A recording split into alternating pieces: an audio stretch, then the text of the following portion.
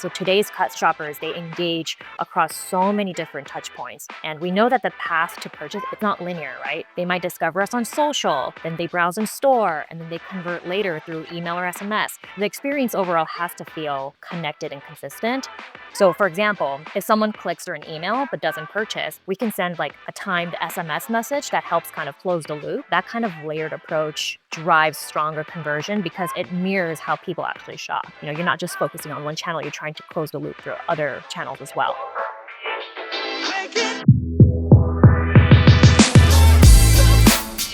Hello, everyone, and welcome back to Retail Remix.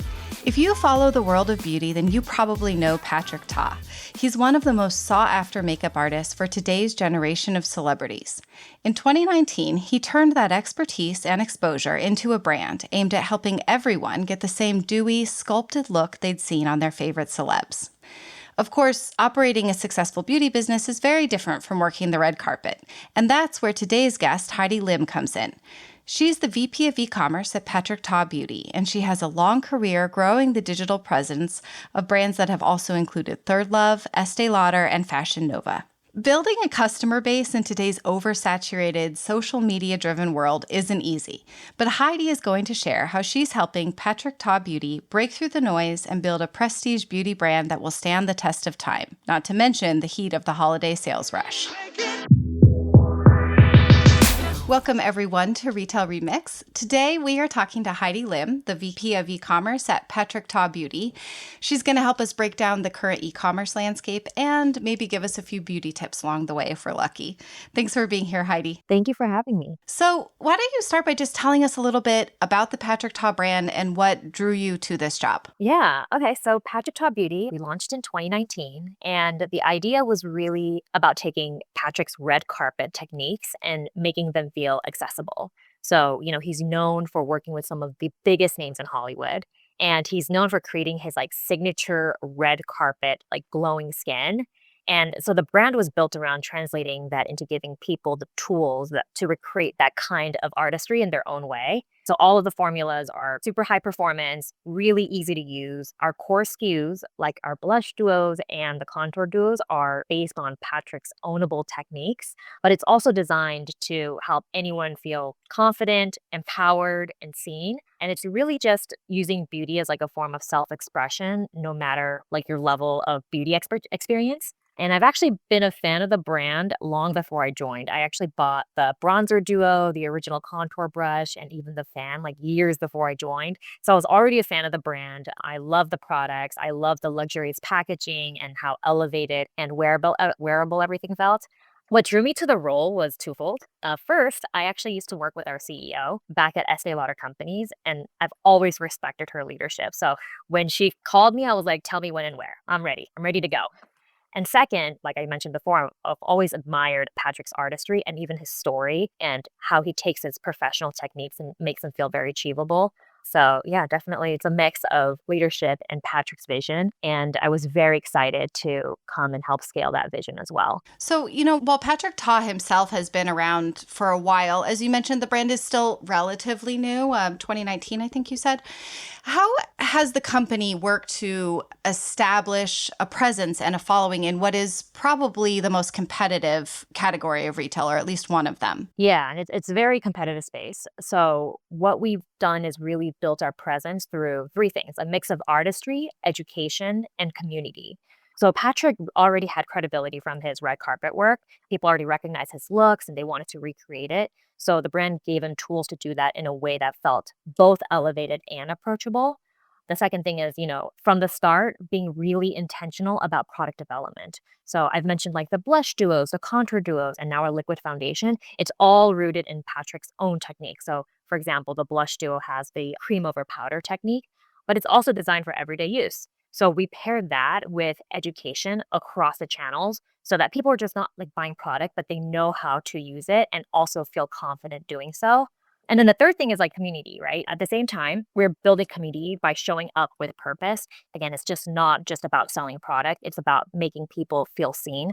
So last month for AAPI Heritage Month, we actually featured our full team in like a content series that shared their personal stories, including myself, It was like a reflection of our brand purpose that we launched last year. It's Beauty That Brings You Out. And it's a reminder of why we do what we do. It's the kind of storytelling that helps us connect with our community on a deeper level. It's a big part of how we build loyalty in this competitive space. I'm very much a beauty novice, and you all can't see Heidi, but her makeup is just like on point. It's gorgeous. I wish you could see it. So I'm assuming you are wearing Patrick Ta. I'm assuming you're using Patrick Ta techniques, right? Yes, absolutely. Like I have the liquid foundation on. I am using all of his tools. His tools are amazing.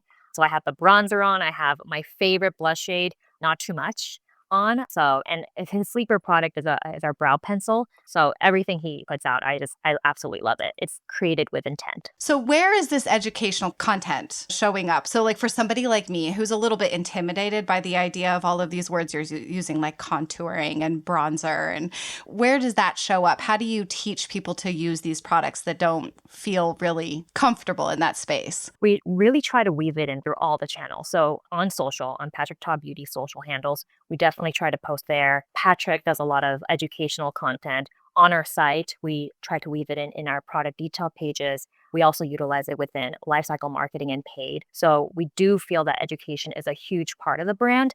And he has his own techniques that are very unique. So we try to weave it everywhere we can. Okay.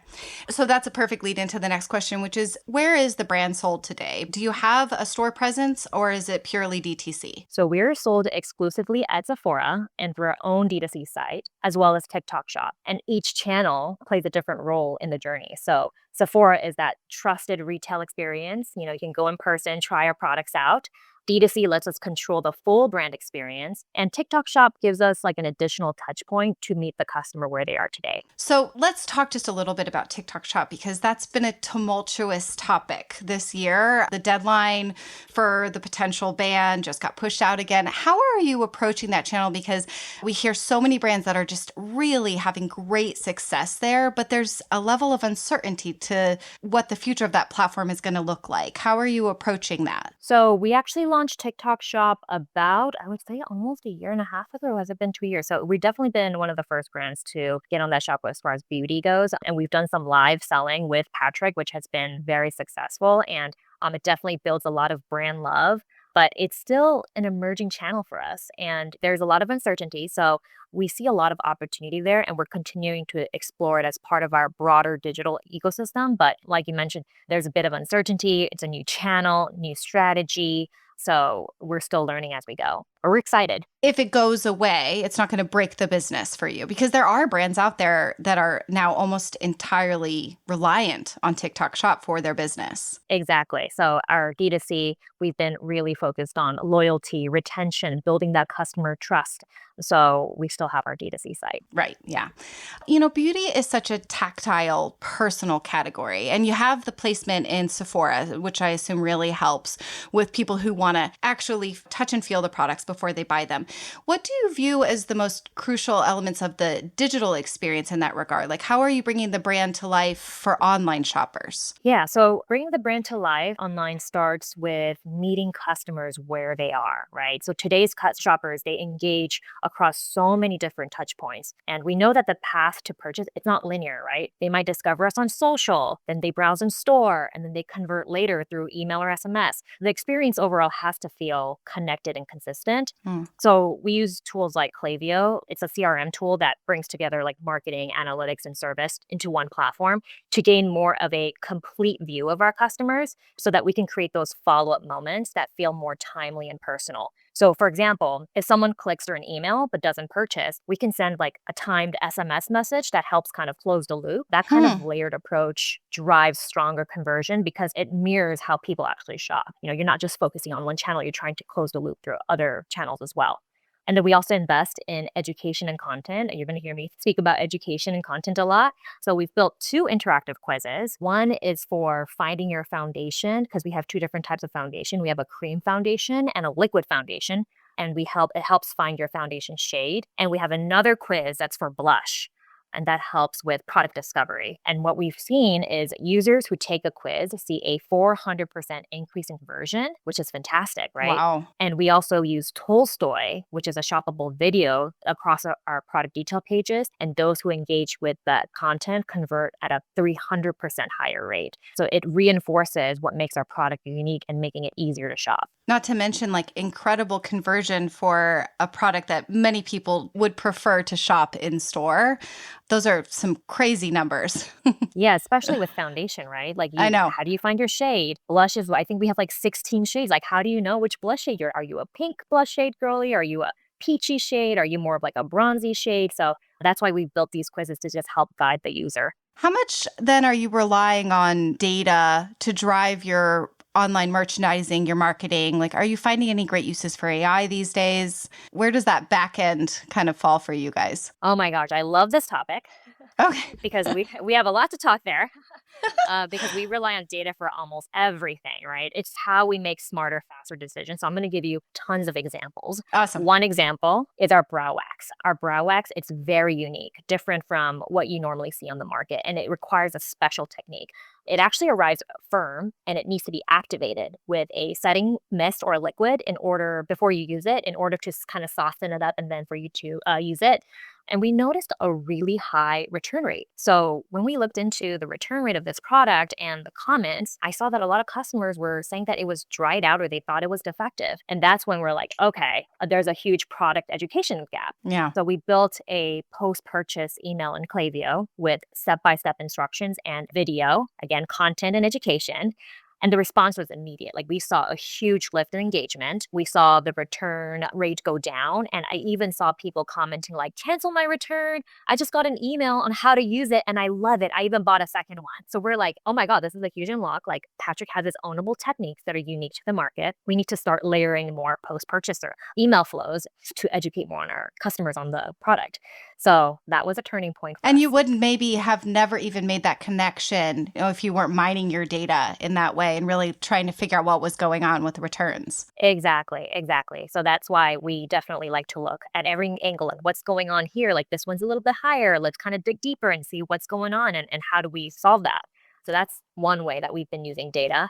Another example is we use product affinity to understand what is the best first and second purchase. So because the way you show up to the customer and what the customer purchases as far as their first and second purchase, it's really important as far as how you're going to build long-term customer loyalty. So there are certain products that will just generate a higher repeat rate. So when we talk about repeat rate, we're talking about blushes, right? Like our core blush SKU. It's the perfect way to introduce a new customer into the brand, right? And we talk about bronzer.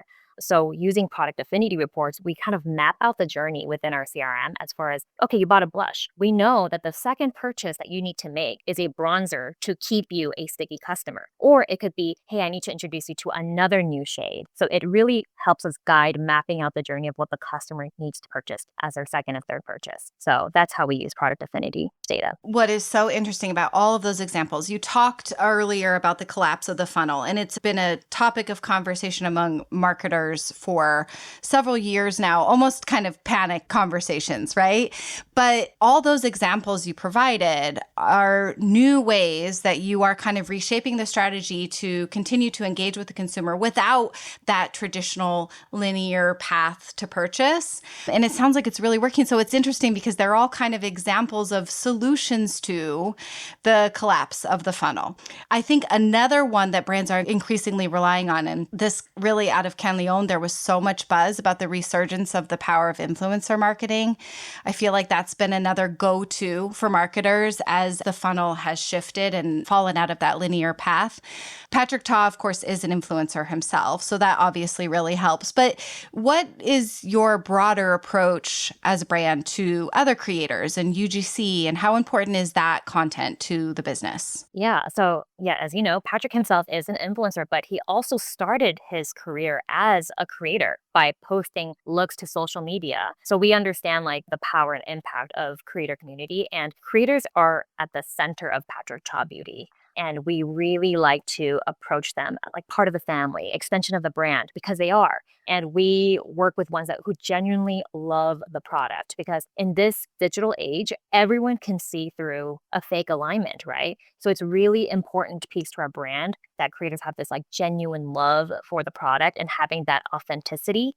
So our approach is like high touch, ultra personalized. It's not a one size fits all. And Patrick Talk is a part of the daily lifestyle of the creators that we engage with. It feels seamless. So for us, like creators are so, so special. They built from scratch trust with the community and an audience. And we're just so grateful that we can co-create with them to invite their community to learn more about Patrick Ta. So it's really about being authentic, genuinely loving the product, and treating them like family because they are truly an extension of the brand. What about technique? Since technique is such an important part of the Patrick Ta brand, how specific are you with the creators you work with about how they use the products? Well, the products, we have the Patrick Ta way, and then we have like, you can choose the three techniques. So I'm going to talk about the blush, our blush duo. So we Hmm. have three ways to wear it. You can either wear the cream alone for more of like a dewy glow. You can use powder only, which generally has more of like a satin or a matte finish, or you can layer it, which is Patrick's signature technique.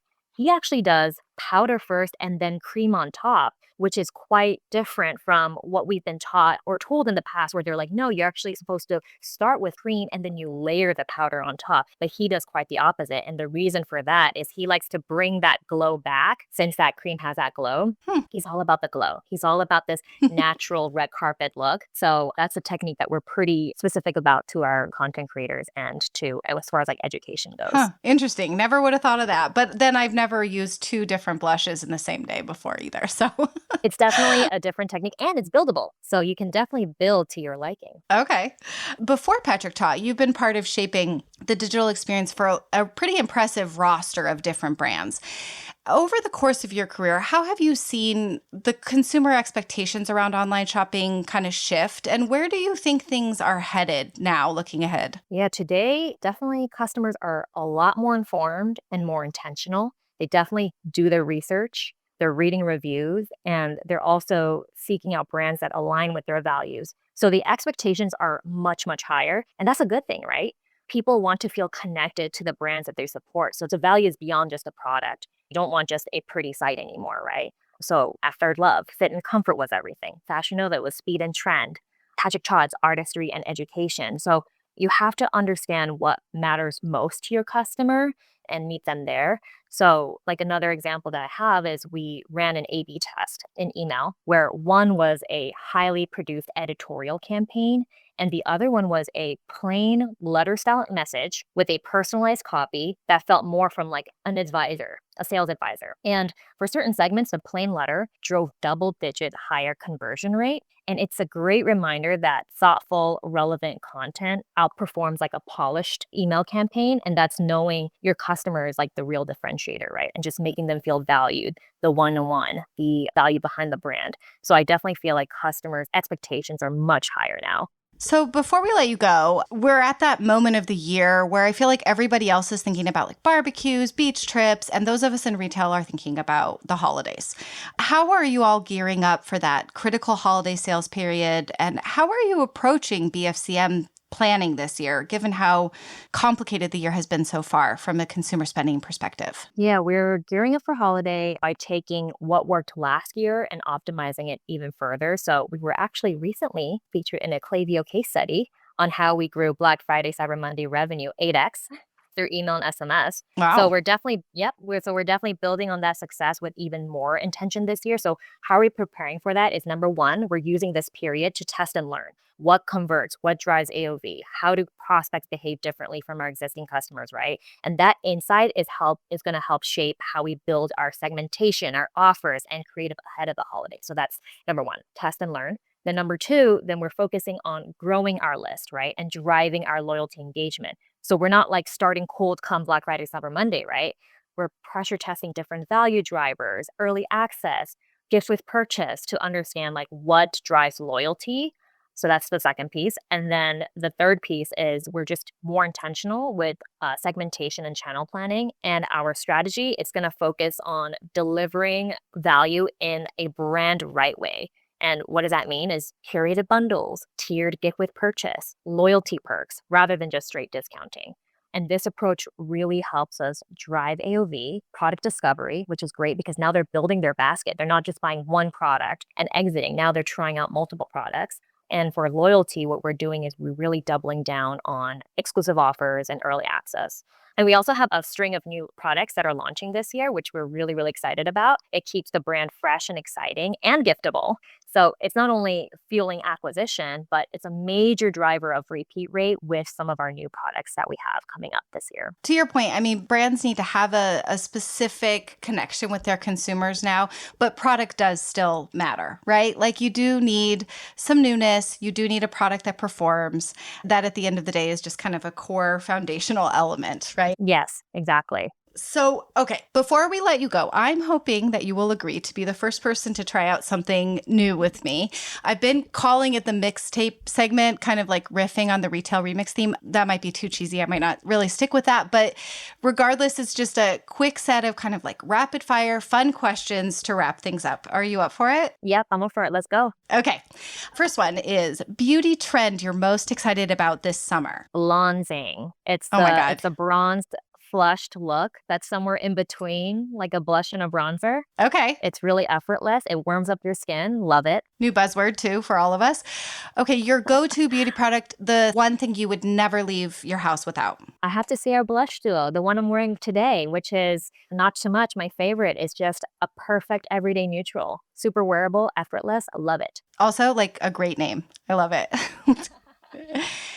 What is a brand that you think is really getting it right today and why? It doesn't have to be from the world of beauty, just a brand that's really doing it right. Well, my example is going to be a beauty brand. Okay. Mm-hmm. And I'll have to say Rhode has done a great job at building a tight, cohesive brand.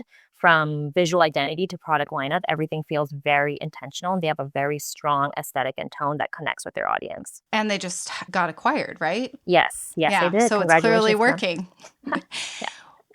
Biggest e-commerce pet peeve as a consumer? When there are too many pop-ups. Again, I'm all for opt-in for pop-ups. They serve a purpose. It can be very effective for driving signups. But when you get hit with multiple, it just becomes like disruptive and just takes away from the shopping experience. So when you have too many pop-ups, yeah, I'm like, let me shop. Totally agree. One's fine, but more than that, you're just getting in my way. Mm-hmm. Last one, best piece of advice you've received in your career. Oh, okay. So this one's a tough one. Don't measure yourself based on how much you beat your nearest competitor. Instead, measure yourself on how close to the theoretical optimum you are. And that means it's just like the question is don't benchmark yourself and how others are winning. But the better question is are we operating at our highest potential? Are we pushing as far as we can go? That mindset helps you push and lead with curiosity and set your own standards. So that really stuck with me. Oh, I love that. Okay, that was really fun. Thank you for being my first ever mixtape victim. Wait, what do you think? Should we keep with the name or should I come up with something else? I love it. I love it. We'll see. Thank you also for your time and all the other great insights and examples that you shared today, Heidi. Thank you so much. And thanks to all of you for joining us. As always, we'd love to continue the conversation with you on LinkedIn on the Retail Touchpoints page. Be sure to stop by and tell us your own e-commerce experiences, how you're prepping for holiday, or anything else that comes to mind. Talk to you all soon. Thanks for joining us for another episode of Retail Remix. Be sure to subscribe so you don't miss a future episode. You can find us on Spotify, Apple Podcasts, YouTube, or your favorite podcast app. Until next time, keep mixing it up.